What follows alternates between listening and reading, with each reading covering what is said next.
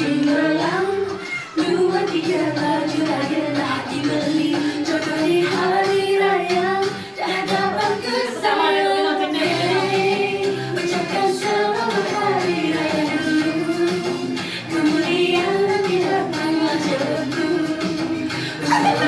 Bermaafan padanya ikhlas. Jodoh lebaran yang datang cuma. Kita baca Fatihah. Ya, ni siapa yang ni step dia banyak kan ni? Okay ni, jom bab ini bit. Ni, keluar. Nak tunjuk kita buat sini lah, simple.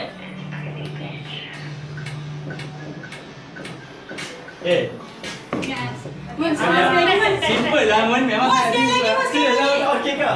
Dia betul okey ke? Satu, dua, kiri. tiga, atas, depan, tepuk. Ketuk kaki.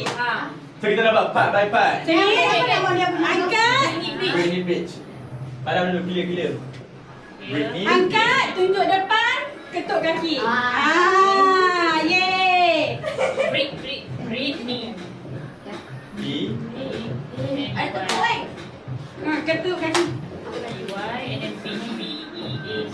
Pak Ibai dulu. Base. Bukan. Beach. B-E. Adik abang. Pandai, B-E ha. A-C-H. Tu Britney Beach.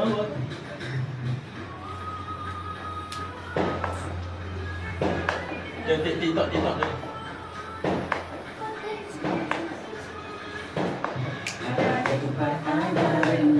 Kalau jadi kat satu dah lagu Alamak tu. Kita duduk jadi kat kamera tu kita duduk terus macam channel tu Alamak.